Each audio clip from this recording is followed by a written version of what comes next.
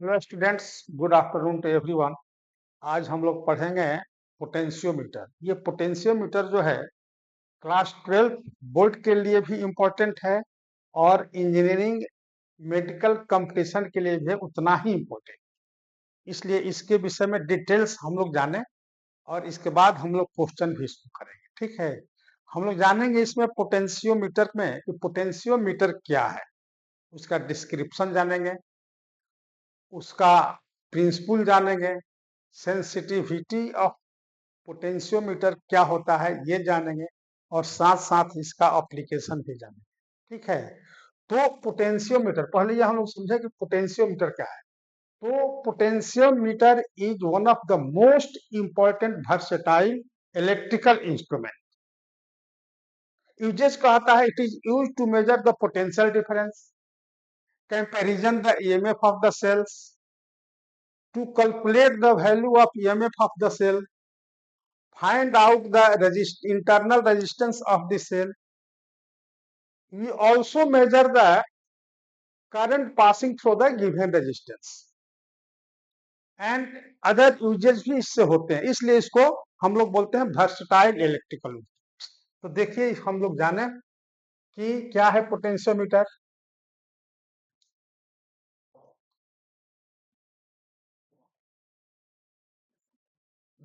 Potentiometer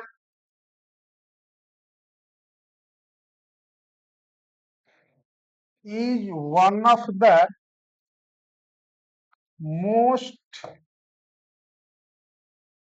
important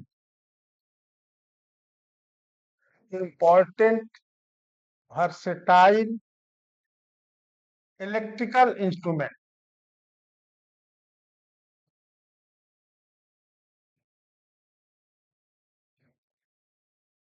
It is used to measure the potential difference, comma, comparison of EMFs of two cells to calculate the value of EMF of a cell, internal resistance of the cell, current passes through the given resistance, etc. ये हम लोग potentiometer का use करते हैं और इसीलिए इसको हम लोग बोलते हैं वर्सटाइल इलेक्ट्रिकल इंस्ट्रूमेंट। तो पोटेंशियोमीटर से ये हमारा काम करता है नल पॉइंट मेथड। क्या काम करता है? Null point method.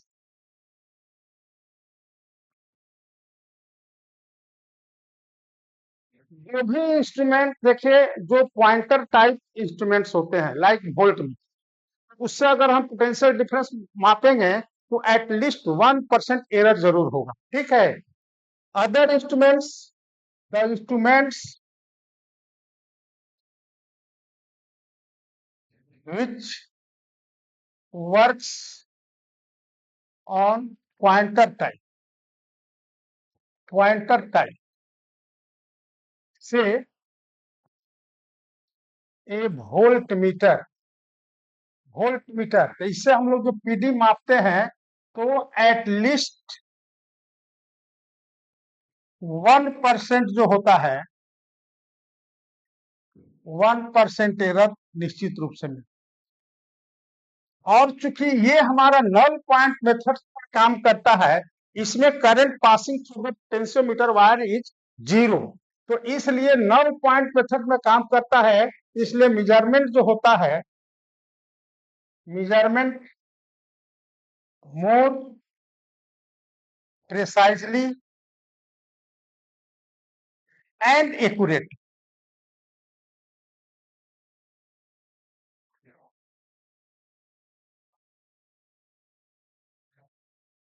Precisely and accurate. तो इसलिए जो है हमारा पोटेंशियोमीटर, चूंकि उसमें करंट तो फ्लो करता नहीं है, और इसका प्रिंसिपल जो है, working of principal,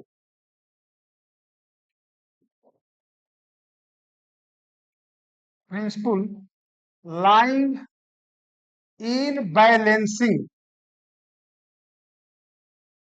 in balancing one voltage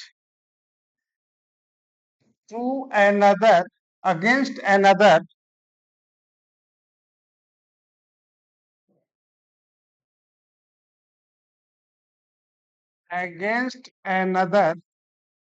in parallel with it।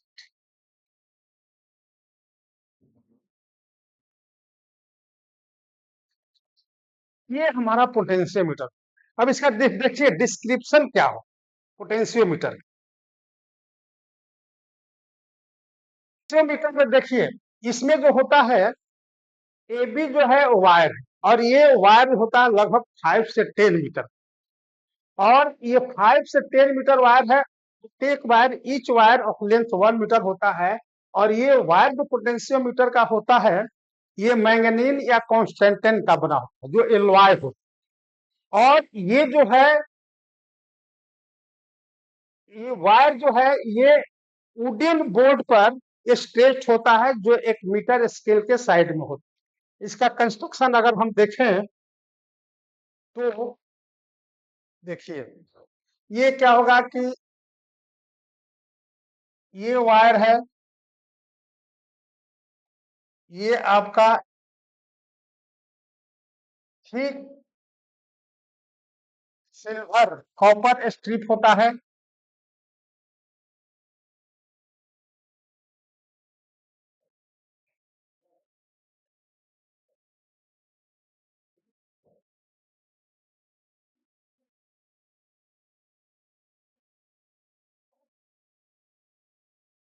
ये पोर्शन ए हो गया, ये पोर्शन बी। इससे हमारा जो है सेल जो है स्टेडी ईएमएफ का सेल, ये रेहो स्टेट हो गया, यहाँ पर आपका की हो गया,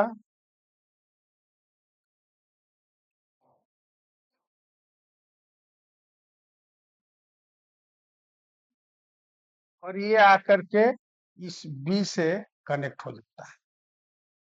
ठीक है, ये चूंकि हमारा अब प्रश्न पूछता है कि ये कॉपर वायर का क्यों नहीं बना।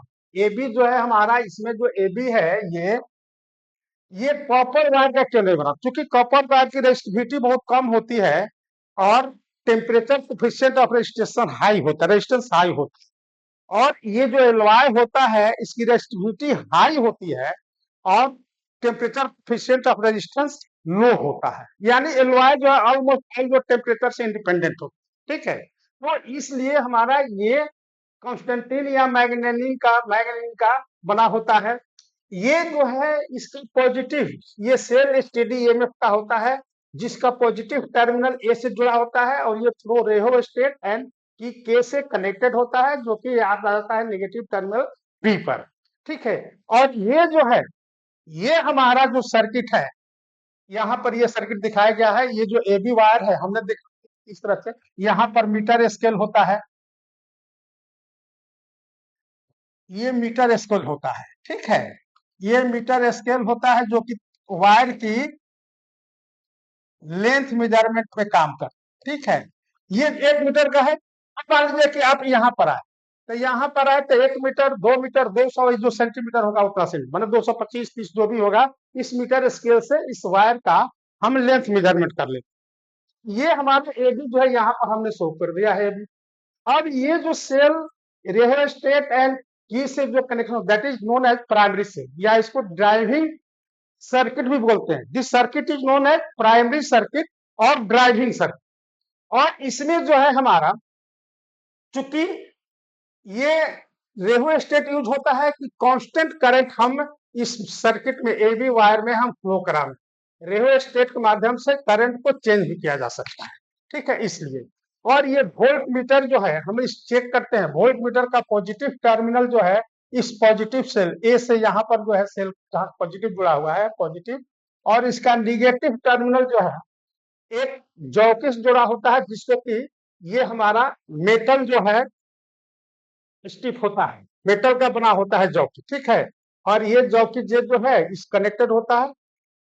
तो जब इस वोल्ट मीटर का ये जॉकी से जो कनेक्शन होता है, क्योंकि एबी वायर जो होता है यूनिफॉर्म होता है, that is most important line. ये हमारा एबी वायर यूनिफॉर्म होगा, और ये वोल्ट मीटर का पॉजिटिव टर्मिनल, ये जॉकी जो है अलोंग एबी हमारा ये मूव करता है। इस पर रबिंग हम नहीं करेंगे, इस वायर पर इसको रबिंग नहीं करते हैं। क्यों नहीं रबिंग करते हैं? रबिंग करने से इसकी जो है इन्फॉर्मेटिव वायर की ये अल्टर्ड हो जाएगी, चेंज हो जाएगी। जब ये चेंज हो जाएगी तो potential difference per unit length जो है चेंज हो जाएगी, ठीक है। और इस वोल्ट मीटर का जब जॉकी को हम ए पॉइंट से कनेक्ट करते हैं तो ये वोल्ट मीटर का रीडिंग 0 बता, ठीक है। और जब इसको धीरे धीरे हम बढ़ाते जाते हैं पोटेंशियल डिफरेंस बढ़ते जाता है। बी पर जब ले जाते हैं जॉकी को तो हमारा वोल्ट मीटर मैक्सिमम रीडिंग बता। इट मीन्स कि यानी gradually and uniformly increases volt meter से पोटेंशियल डिफरेंस जो हम मेजर करते हैं, और ये बी तक मैक्सिमम हो जाता है। इसका मतलब कि एबी वायर जो है, दैट इज द इंपॉर्टेंट है, दिस एबी वायर जो है this gives the source of EMF of variable voltage. ये हमारा वेरिएबल वोल्टेज का सोर्स होता है एबी वायर पोटेंशियोमीटर का, दैट इज द इंपॉर्टेंट। और इसी को हमने ये डिटेल्स में आपको यहाँ पर लिख दिया है, ठीक है। देखिए क्या हमने लिखा है, इसको जो बताया वही चीज है।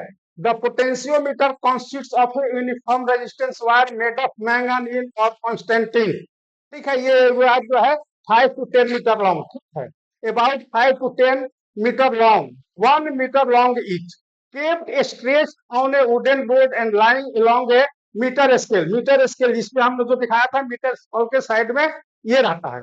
The ends of the wire are fixed to thick copper strip. Thick copper strip से इसलिए कनेक्टेड होता है कि कॉपर का जो है रेजिस्टेंस थिक जितना ही ज्यादा होगा यानी हमारा रेजिस्टेंस बहुत ही कम हो जाएगा, इसलिए इसको थिक कॉपर वायर से इसके एंड्स को कनेक्ट करते हैं, ठीक है। सोर्स ऑफ, ये कहता है कि फिगर एबी,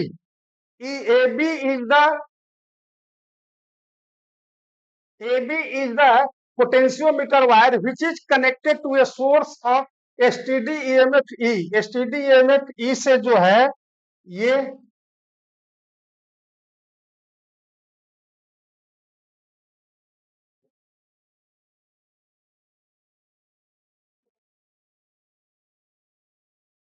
इवन भूल से लिखा गया है, ये STD EMF E से कनेक्टेड होता है तो rheostat RH and K। This circuit is called the primary circuit or driving circuit and it is essential for all the potentiometer experiments। हर का चीज देखिए, this arrangement maintains a constant steady current through the potentiometer। By adjusting the resistor, the value of the current may be altered। The positive terminal of the voltmeter V is connected to the terminal A and its negative terminal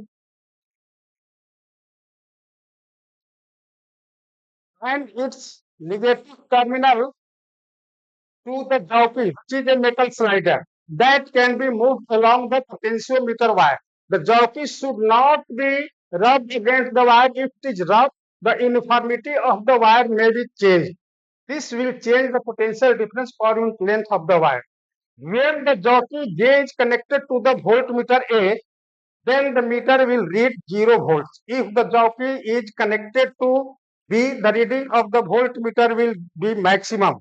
It can be seen that as the jockey is moved from A to B, the reading of the voltmeter is found to be increased uniformly and gradually, this is the important line ये है कि this is the potentiometer wire, thus the potentiometer wire acts as a source of variable voltage। ये हमारा potentiometer जो wire है source of variable voltage है। ठीक है, अब इसका प्रिंसिपल आइए कि प्रिंसिपल क्या कहता है।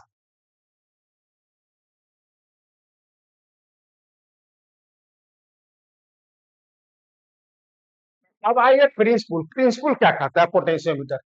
प्रिंसिपल जो है हमने बताया कि in balancing the one voltage against the other in parallel with, देखिए इसका प्रिंसिपल समझिए। सपोज कि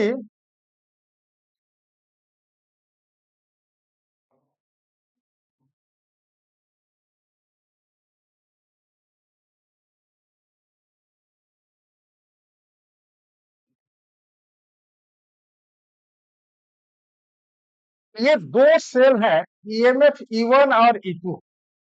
ठीक है, और ये क्या करेगा, करंट इस डायरेक्शन में फ्लो कराएगा, ये करंट इस डायरेक्शन में फ्लो कराएगा। अगर इस गैल्वेनोमीटर का रेजिस्टेंस आर है तो करंट फ्लो कितना हो जाएगा, तो ज्यादा ये ई1 ई2 में से जो ज्यादा होगा उसके डायरेक्शन में, अगर ई1 ज्यादा है इस डायरेक्शन में करंट आएगा, ई2 ज्यादा है इस डायरेक्शन में, तो आई जो होगा हमारा that will be E one minus E two by are.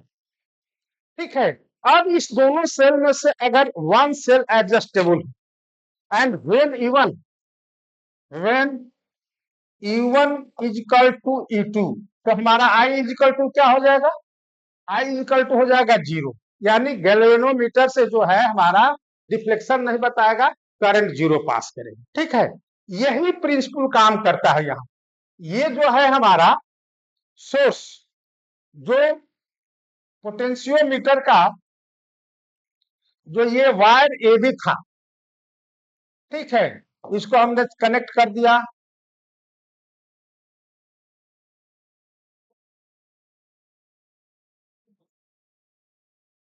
ये ई है, ये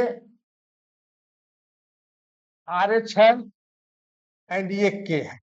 ठीक है, और यहां पर सपोज कि हमने एक सेल से कनेक्ट कर दिया, ये गैल्वेनोमीटर है जी, और इसको जॉकी से ये कनेक्ट कर दिया जी। ठीक है, सी पॉइंट। देखिए अगर इस जॉकी को सी पर लाने पर, देख ये जो हमारा E1 है, E1 है, ये ए बी वायर जो है that is the source of variable variable voltage. हमने बताया कि ये वेरिएबल वोल्टेज का काम है। ठीक है, E1 इससे ये अगर ई है, तो जब इसको जब हम जैक्टिक सी पर लाते हैं तो ये बैलेंसिंग अवस्था में आता है, यानी current passing through the G is 0। यानी उस स्थिति में अगर इस वायर का, जब ये हमारा ई था, इसका रेजिस्टेंस जो है सपोज कि आप समझिए कि इंटरनल रेजिस्टेंस आर है सेल, तो करंट कितनी पास करेगा, यानी इसका रेजिस्टेंस ए बी जो होगा, potential difference per unit length, पर यूनिट लेंथ, अगर लेंथ सपोज की ये एल है, ठीक है, तो करंट कितना हो जाएगा, ई बटा में R plus R, where R is the internal resistance of the cell, and into R, ये आर हमारा रेजिस्टेंस है एबी का, कंप्लीट रेजिस्टेंस इस एबी वायर का आर है, तो potential difference per unit length कितना हो जाएगा, E by R plus R, I हो गया, और इनटू आर, इसको अगर हम के से रिप्रेजेंट करेंगे, ठीक है, तो ये हमारा जब बैलेंसिंग यहां पर मिलता है, तो उस स्थिति में इसका ई जो हो जाएगा, यानी भी, अगर भी है तो भी प्रोपोर्शनल था, ये जब वोल्ट मीटर से जुड़े हुए थे, तो भी इज इक्वल टू सिग्मा, इसका रेजिस्टेंस जो होगा, यानी सिग्मा रेजिस्टेंस कितना हो जाएगा, इस रेजिस्टेंस के में एल से मल्टीप्लाई कर देंगे, तो पोटेंशियल पर यूनिट लेंथ हो गया। अगर ये डिस्टेंस अगर एल हो स्मॉल, तो हमारा कितना हो जाएगा, PD of the length, PD of the length L equal to कितना, ये के आई इंटू एल, यानी भी इजिकल टू कितना आ जाएगा, सिग्मा आई इंटू एल।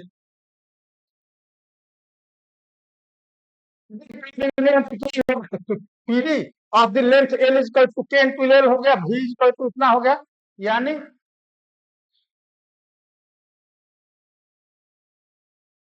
के इंटू एल, यानी भी प्रोपोर्शनल टू एल। ये ई बैलेंस कर रहा है, हमारा ये हो जाएगा ई प्रोपोर्शनल टू एल।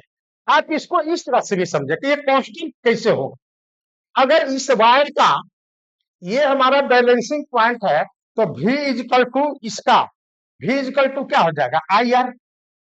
इसका अगर लेंथ हमारा जितना जो है उसका रेजिस्टेंस r इजिकल टू क्या लिखेंगे आई, और r के लिए लिखते हैं क्या प्रोपोर्शनल टू r क्या होता है resistivity L by A, area of cross section. अब अगर करंट स्टीडी हो, कांस्टेंट करंट इससे फ्लो कर रहा हो, तो हमारा ये क्या हो जाएगा I rho by A, that is the constant into L, यानी that will be K into L. ये हमारा कांस्टेंट हो जाएगा कब, when current passes through the wire AB is constant provided आपका area of cross section and resistivity of the wire is constant. ठीक है, यानी when current passes through the wire is constant, K is constant provided resistivity rho and area of cross section A are constant। ठीक है, और ये हमारा V proportional हो जाएगा V प्रोपोर्शनल टू L, या अगर ये E के द्वारा बैलेंस हुआ, ये V हमारा इतना जो हो गया that will be E proportional to L।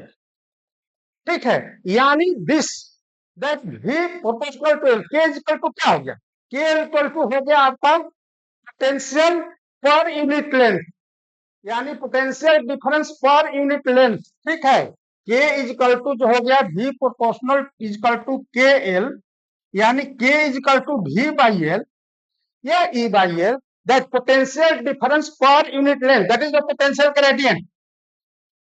Potential gradient, अब समझिए आप, पोटेंशियल ग्रेडियंट यानी अगर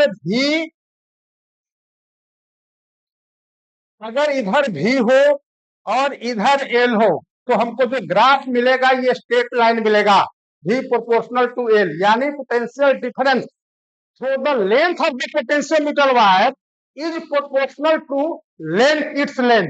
ठीक है, पोटेंशियल मीटर वायर का जो लेंथ होता है, पोटेंशियल डिफरेंस पर लेंथ जो होगा वो हमारा कांस्टेंट हो जाएगा V proportional to L, that is the straight line, and this is the, यानी V proportional to L और E proportional to L, this is the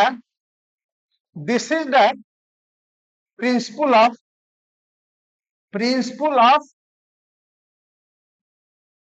potentiometer. ठीक है, अब आइए इट्स रेजिस्टिविटी, इस सेंसिटिविटी ऑफ पोटेंशियोमीटर।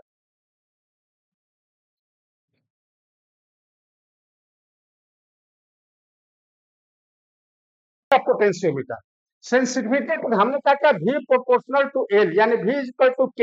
K क्या है, V by L, यानी that is the potential gradient. K की smaller the value of K, जितना ही वैल्यू K की कम होगी, smaller the value of potential difference that could be measured through a potentiometer. जितना K की वैल्यू होगी उतना ही हमारा potential difference per unit length कम होगा, जो मेजर करेंगे उतना ही कम होगा। यानी कहने का मतलब कि K के वैल्यू घटने से, इफ K इंक्रीजेज, जितना K छोटा होगा, हाईली द पोटेंशियोमीटर सेंसिटिविटी, यानी potentiometer is capable to even to measure the smallest potential difference. ठीक है, और इसलिए हमारा K का वैल्यू कम होगी तो पोटेंशियल सेंसिटिविटी ऑफ पोटेंशियोमीटर जो है दैट विल बी इंक्रीज, यानी when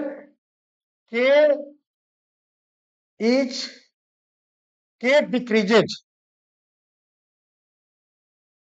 when K is smaller,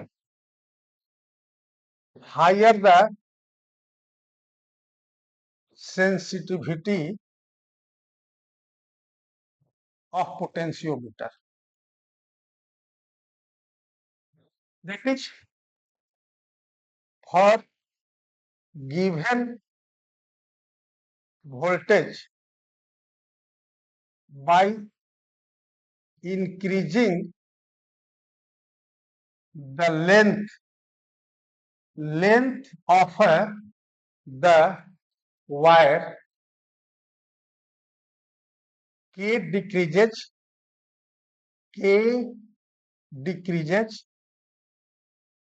and hence sensitivity of potentiometer increases. यानी इस एल के बढ़ने से के की वैल्यू घटेगी, एंड देन जो है ये इंक्रीज करेगा, ये डिक्रीज करेगा, और सेंसिटिविटी ऑफ पोटेंशियोमीटर इंक्रीज करेगा. That is the sensitivity of potentiometer. ठीक है.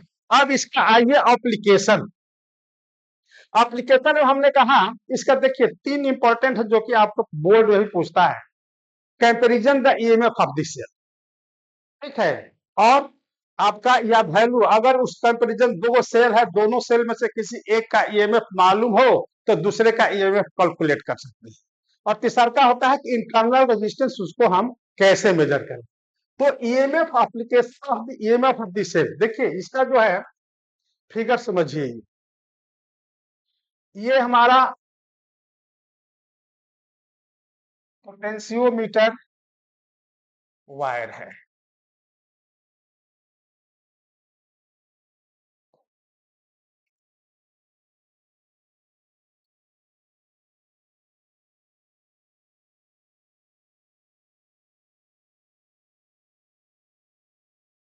ये कॉपर थिक कॉपर स्ट्रिप है, और ये हमारा वायर हो गया ए, और ये हो गया B.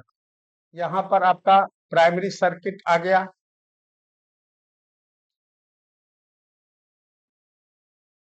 जिसका ईएमएफ ई है. एक रेहो स्टेट आ गया. ये यहाँ पर आ गया आपका ई, और इसको इससे जोड़ दिया हम डी से. ठीक है. ये हमारा आर एच हो गया, और ये के हो. ये प्राइमरी सर्किट हो. अब जो है हमारा जो ईएमएफ E1 और E2 दो ठो जो है यहाँ पर देखिए,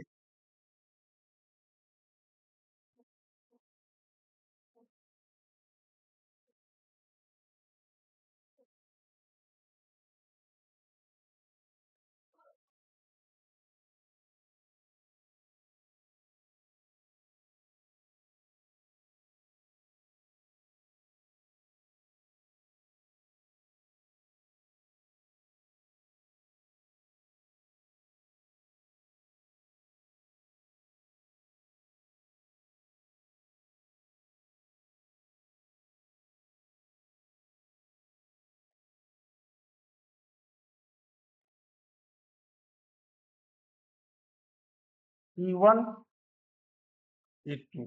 ठीक है. 1 2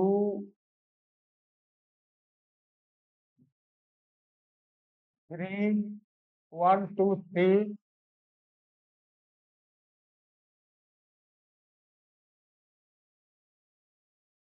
4 5 6.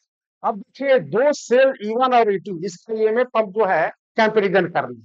ठीक है. तो ये हमारा प्राइमरी सर्किट हो गया, और इसमें जो है E1 और E2 दो सेल्स है. इसका पॉजिटिव टर्म माने 6 की टर्मिनल से ये कनेक्टेड है. इसमें जब हम 1 2 एंड 3 इसको कनेक्ट करते हैं, यानी 1 2 एंड 1 4, ये गैल्वेनोमीटर जी जो है, ये कनेक्शन इसका जो है सेल्स हो जाता है, और दूसरा का जो है कनेक्शन जो सिरा होता है ये जॉकी से कनेक्टेड होता है. ठीक है. इसको सेफ्टी के लिए एक हाई रेजिस्टेंस वायर भी, हाई रेजिस्टेंस भी यहाँ पर दे सकते हैं. ठीक. तो ये जॉकी से अभी सी पॉइंट पर जो है, ये जब इसको 1 2, जब इसको 1 2 से और ये 4 5 से कनेक्ट करते हैं, तो सेल E1 जो है ये हमारा कनेक्शन आ जाता है. और उस स्थिति में प्रोवाइडेड, ये याद रखना होगा, जिस सेल का ईएमएफ कंपैरिजन करना होता है उस E1 और E2 को value must be less then that of the E। ये जो हमारा प्राइमरी सर्किट स्टैंडर्ड सेल जो है ड्राइविंग सेल, ये जो ड्राइवर सेल से E से इसकी वैल्यू E1 और E2 की वैल्यू मस्ट बी लो होनी चाहिए, ठीक है। अदरवाइज इस AB के बीच में अगर ज्यादा हो जाएगा तो इस वायर AB के बीच में हमको बैलेंसिंग पॉइंट नहीं मिलेगा, ठीक है। तो उस स्थिति में ये हमारा दोनों कम रहता है। जब 1, 2 एंड 4, 5 से कनेक्शन करेंगे तो E1 आएगा हमारा कनेक्शन में, और उस समय बैलेंसिंग पॉइंट सपोज की L1 पर मिलता है, तो क्या हो जाएगा E1 proportional to L1। Similarly अब ये हम कनेक्शन जब 2, 3 एंड 5, 6 से करेंगे तो ये सेल A2 जो है कनेक्ट हो जाएगा, ठीक है। ये ध्यान रखना होगा कि इस ड्राइविंग सेल का पॉजिटिव टर्मिनल और इसका पॉजिटिव टर्मिनल या इसका निगेटिव टर्मिनल देन इसका निगेटिव टर्मिनल, समझे। ये कोई जरूरी नहीं है कि इसका पॉजिटिव टर्मिनल इससे पॉजिटिव टर्मिनल हो, अगर इसका निगेटिव इससे जोड़ते हैं तो इसका भी निगेटिव इससे जुटे, ठीक है। अगर इसका पॉजिटिव है तो you should must connect the positive terminal of this cell, ठीक है। तो चूंकि हमने बताया था ना, जो प्रिंसिपल बताया था E1 और E2 का, उसी प्रिंसिपल पर इस दोनों का, इस सेल का ड्राइवर जो सेल है इसका यानी प्राइमरी जो स्टैंडर्ड सेल जो माने ये हमारा इसके हर प्रत्येक यूज के लिए ये हमारा कंपलसरी होगा, ठीक है, प्राइमरी सर्किट को। तो ये प्राइमरी सर्किट इसेंशियल होगा और हमारा प्रैक्टिकेबल ये जो भी यूज होगा अब ऑल एप्लीकेशंस। तो इसका पॉजिटिव इसके पॉजिटिव, अगर इसका निगेटिव होता तो निगेटिव था। अब देखिए E1 हमारा जो बैलेंसिंग पॉइंट मिला L1 पर, अब ये जो है E2 इसको डिस्कनेक्ट कर दिया, यानी 2, 3 एंड 5, 6 को कनेक्ट किया, तो हमारा E2 कनेक्शन में आ गया। और उस समय अगर बैलेंसिंग लेंथ हमारा L2 होगा, this length is measured from A to जो कि C, यहाँ पर ये इस पोर्शन से इतना आता, ठीक है।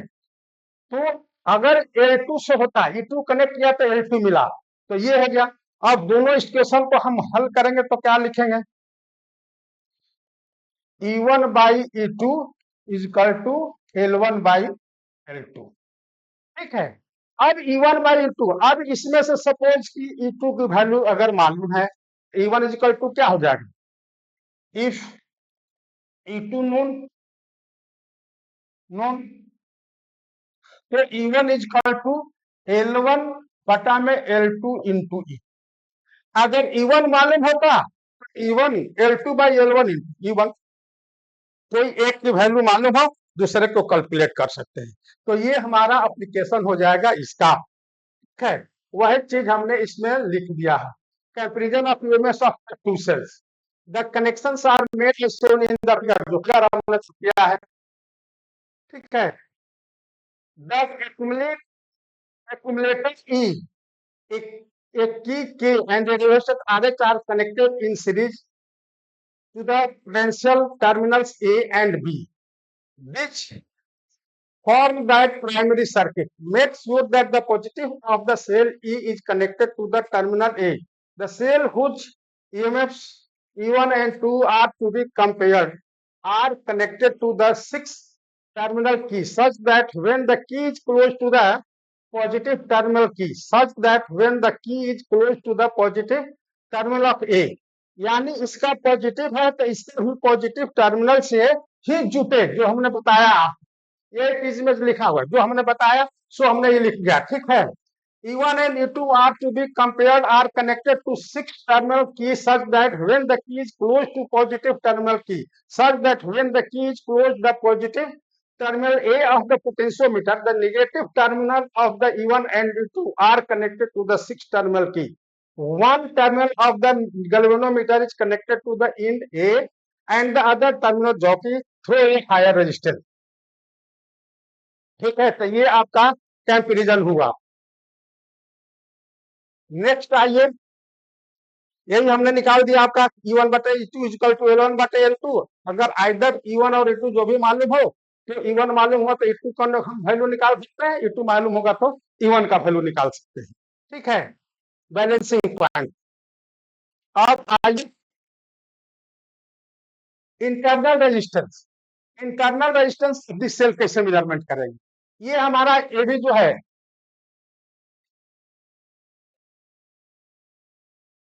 ए बी, ये प्राइमरी सर्किट हो गया। ठीक है, ये RH है और ये की, ये प्राइमरी सर्किट है। अब देखिए, हम अगर इस सेल का इंटरनल रेजिस्टेंस सपोज की स्मॉल आर, ठीक है, इसके हम कनेक्शन दे दिए सर्किट का, यहाँ पर आर है, नॉन रेजिस्टेंस आर हो जाएगा, ये की के है। अब यहाँ पर विदाउट कनेक्शन यानी के को हमने कनेक्ट नहीं किया, डिसकनेक्शन अवस्था में है की, उस समय हमारा ई है, तो उस समय क्या हो जाएगा? ई प्रोपोर्शनल टू क्या हो जाएगा? एल हो जाएगा। ठीक है, ई प्रोपोर्शनल टू एल हो जाएगा, ये इक्वेशन नंबर 1 हो जाएगा। ठीक है, अब इस के को हम कनेक्ट कर दिया की को, तो इसमें अब क्या हो जाएगा? Potential difference. अब देखिए इस पोर्शन में ई बाई आर जो R into R potential difference हो जाएगी।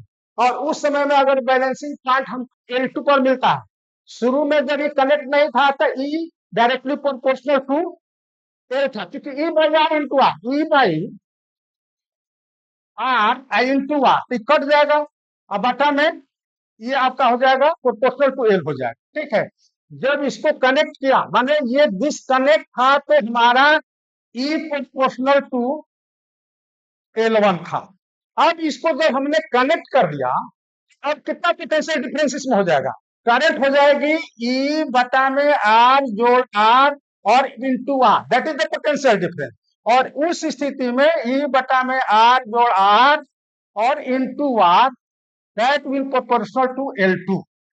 ठीक है, अब इसको हम डिवाइड कर देंगे, कितना हो जाएगा? इसमें अगर डिवाइड कर देते हैं तो L1 बाई L2। अब समझिए, अगर डिवाइड करते हैं, ये देखिए दोनों इक्वेशन हमने लिखा है, ये इक्वेशन 1 और ये equation number 2। Dividing equation 1/2 divide करेंगे तो क्या हो जाएगा? ये ई कट जाएगा और ये क्या हो जाएगा? R plus R, R plus R by, यानी R plus R by R equal to L1/L2। ठीक है, यानी क्या हो जाएगा? ये हो जाएगा 1 plus R by R equal to L1/L2, और R by R equal to कितना हो जाएगा? L1/L2 minus 1। ठीक है, यानी R by R equal to L1 minus L2 बटा में L2, यानी R equal to R L1 minus L2 बटा में L2, that is the result. ठीक है, और इस तरह से हम इंटरनल रेजिस्टेंस निकाल सकते हैं।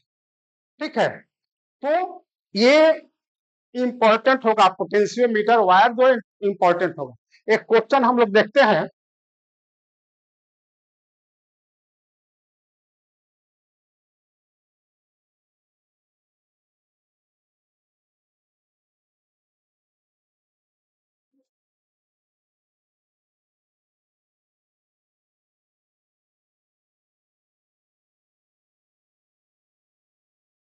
देखिए, the figure shows a potentiometer arrangement. D is a dividing cell, ये हमारा जो है driving cell, D is the driving cell, C is the C is the whose EMF needs to be determined, C is the cell whose EMF needs to be determined, इसका EMF हमको determine करते हैं। AB is the potentiometer wire, AB जो है potentiometer wire है। ठीक है, J is a sliding contact which can touch any point on AB, which of the following are the essential conditions for obtaining balance? ये condition बतानी है, 4 गो option दिया। The EMF of D must be greater than the EMF of C, इसका जो driver जो cell है, इसका ईएमएफ सी से मस्ट भी, हमने बताया उस थ्योरी में कि जो जिसकी वैल्यू निकालनी है उसकी ईएमएफ इससे कम होगी। ठीक है, तो उस स्थिति, इसका मतलब क्या कि answer A is correct, A is answer A is correct. B देखिए, either the positive terminal of the both D and C or the negative terminal of both D and C must be joined A, देखिए इसका अगर positive terminal ए से जुड़ा हुआ है तो इसका भी पॉजिटिव टर्मिनल जुड़ा हुआ, अगर इसका निगेटिव टर्मिनल ए से जुड़ा हो तो इसका नेगेटिव टर्मिनल ए से जुड़ा हो, यानी दोनों का पॉजिटिव सेम पॉइंट से जुड़ा हुआ और नेगेटिव सेम पॉइंट से। ठीक है, अगर निगेटिव इसका जुड़ा हुआ है इसका ड्राइवर सेल का तो इसका भी नेगेटिव जुड़ा हुआ, इसलिए कहता either the positive terminal of the both, either the positive terminals of the both D and C का पॉजिटिव टर्मिनल या negative terminals both D and C must be joint to A, that is the correct answer. The positive terminal of D and C must be joint to A, ये गलत है, माने must का ये इससे भी जुड़ सकता है और पॉजिटिव मस्ट दोनों का पॉजिटिव इससे भी जुड़ सकता है। बात समझे कि नहीं, ये क्लियर समझिए। अगर इसका पॉजिटिव इससे जुड़ा हुआ है इसका भी पॉजिटिव हो, अगर इसका निगेटिव ऐसे जोड़ सकते हैं, देन सी का भी निगेटिव ऐसे जुड़ा हुआ, अगर इसका पॉजिटिव बी से जुड़ा हुआ है तो इसका भी बी से जुड़ा हुआ। आप समझे, इसलिए answer is B also correct. The positive terminal D and C must be joint to, that is the wrong. The resistance G must be less than the resistance of A B, इसका resistance galvanometer के resistance से कोई लेना देना नहीं, यानी balancing point पर जो हम निकालते हैं तो there is no current for this sir, ये हमारा इसलिए नल पॉइंट मेथड जो है दैट इज द माने ये हमारा इसको बोलते हैं पोटेंशियोमीटर को हम कहते हैं that is equivalent to ideal voltmeter, it is equivalent to an ideal voltmeter. Ideal voltmeter का मतलब होता है the voltmeter which has infinite resistance, तो हमारा जो है ये that is the resistance of the G must be less than the resistance of the wire, A भी कोई करंट फ्लो नहीं करेगा इसलिए रेजिस्टेंस इससे कोई लेना देना नहीं। ठीक है, that is the correct answer. ठीक है, तो दैट इज द पोटेंशियोमीटर। अगर वीडियो अच्छा लगता है तो please subscribe it and like it और also share the others. Thanks.